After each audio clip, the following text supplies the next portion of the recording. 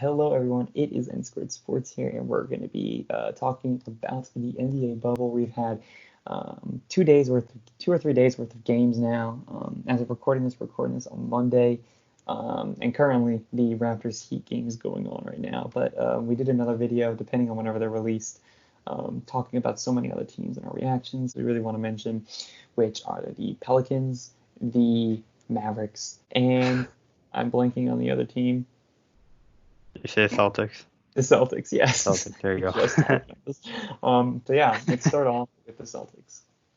What are your thoughts? Okay, yeah. So the Celtics have played 2 games, both against very good teams.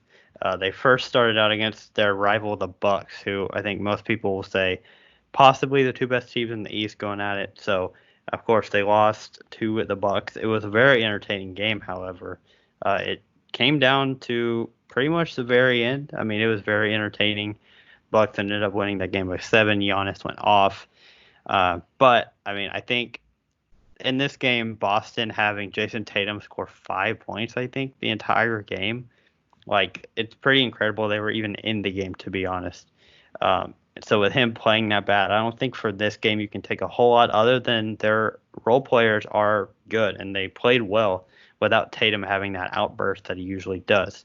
Giannis had his usual stat line, and so I don't think you can make the argument that Milwaukee would have upped their game if Tatum upped their game. I think the Bucks played about as good as they needed to, but I think the Celtics, with Tatum playing well, would have actually won this game.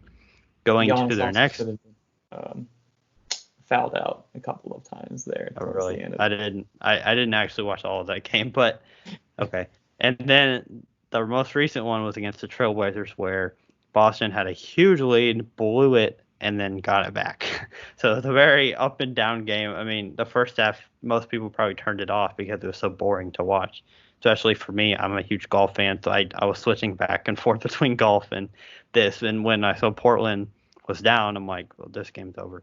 And then they ended up coming back and then actually coming very close to winning and losing in the final minutes. From this game, Tatum was good. Their whole team was pretty good. I was just kind of a little worried that they blew this lead. I mean, Portland's a great team and explosive team, and they were having some guys like Gary Trent Jr. hit like so many threes that were just like, how do you make these? And I've noticed that in the bubble a lot. Some players are really catching fire and not missing, which is crazy. It almost feels like it's not a regulation rim, that they're just shooting on a 9-foot goal almost. But anyway, so yeah, about the Celtics, I think they're fine. I definitely think they're arguably the second best team in the East and are definitely going to be there towards the end. A series versus them and the Raptors would be a super good series, I think. So yeah, what do you think about them? I like the Celtics. I don't know. Something about me is a little hesitant on them. I don't know why. Because I'm one of those people that are like, oh, the Celtics could actually give the Bucks a run for their money. I sort of want to reserve judgment on them. I want to see more of them. They play the Heat on Tuesday, which is a great game if you're going to watch. Honestly, Tuesday's games are going to be, there's some good Tuesday games. Anywho, yeah, I don't really have much to say about him. Jason Tatum needs to be hot.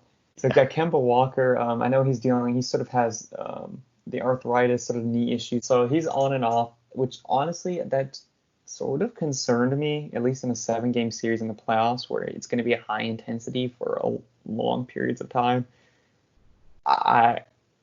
But Tatum can't take over games. We've seen him do it. I think he's a future MVP in the NBA. So the next team I want to talk about is the Dallas Mavericks. Because, they are a team. Nick, what do you want to talk about? Let me hear what you have to say about them. So, real quick before I go, I'm not going to talk about the Houston Rockets point of view because they played the Rockets on Friday night, but I want to reserve Houston for the very end of this video. So I'll just talk about the Mavericks kind of game.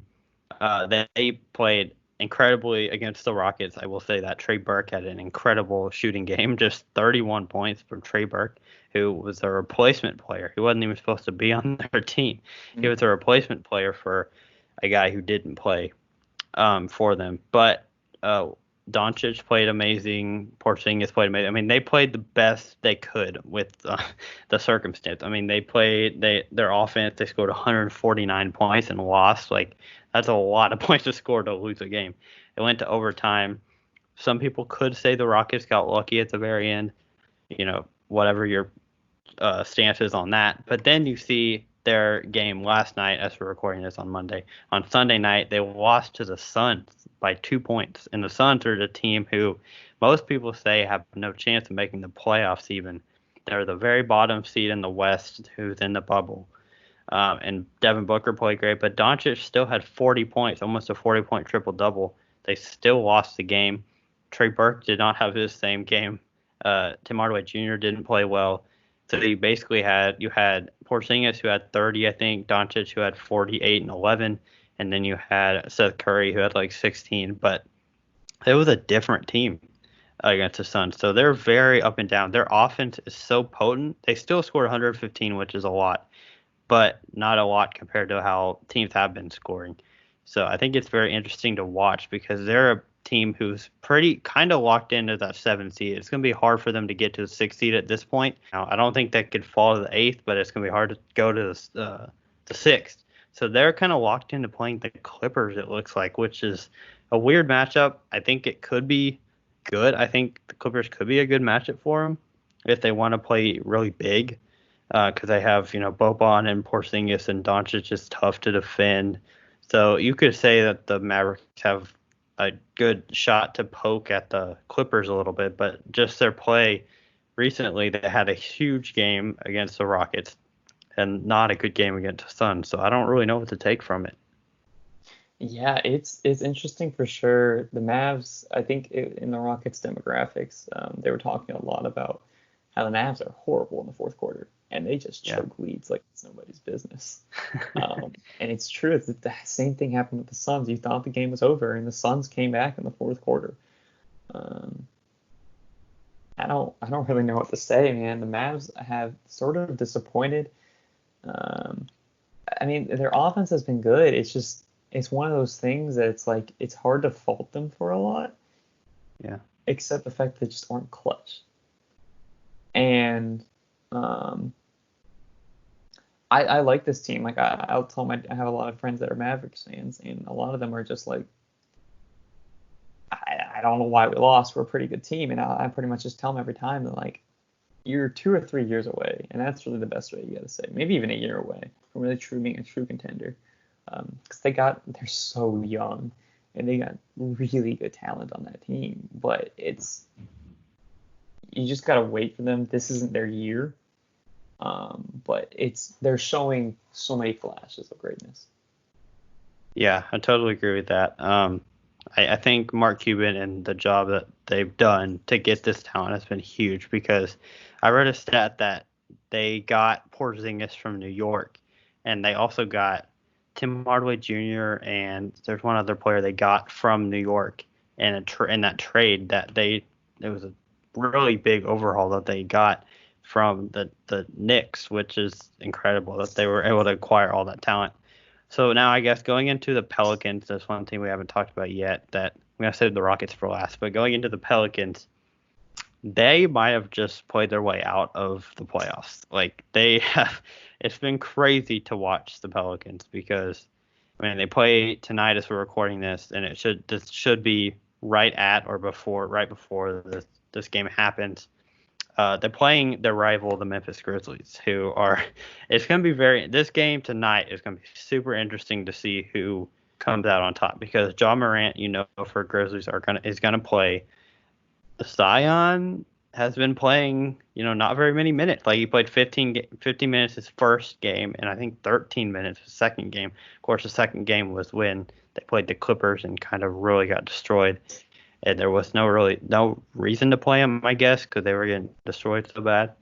But I would say if New Orleans loses this game tonight, I think they're out completely. I mean, I already think they're hardly in right now, but they are in on the skin of their teeth right now.